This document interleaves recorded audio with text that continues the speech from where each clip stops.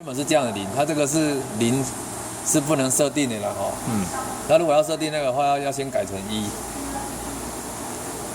改成1，哦，这样就可以设定。然后它要设定那个参数号，先这个 system， 然后这个，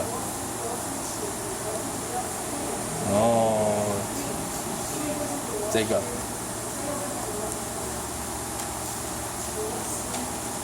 18、19、20，把它改这样子。看一下它的多少？18、19、20各改64，这个打96，不是不用打6496，你打6500有没有？因为它这是1000毫秒做进位，所以它自己会帮你换算。哦，你打6500嘛，对不对？按下去它还是只有，它自己帮你算好。哦，所以你就，好，那要不然你直接叫他打这个6这个，然后7就18、19、20这3个。哦，等一下就要打600，你要不要再按一次？哦，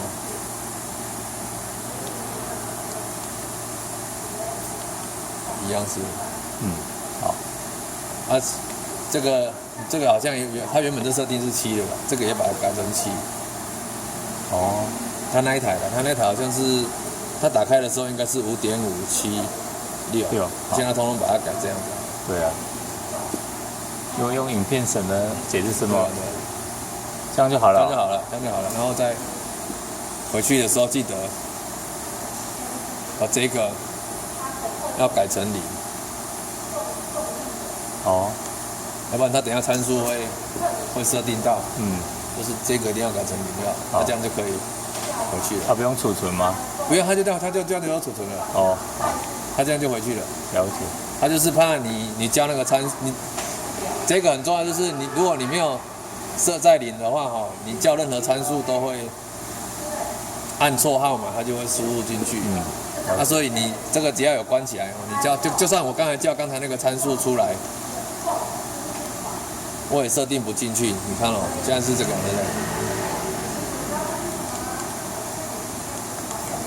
对？它也是设定不进去，因为它会显示这个你没有开启那个参数号。哦，好吧，那所以比较没有什么问题。记得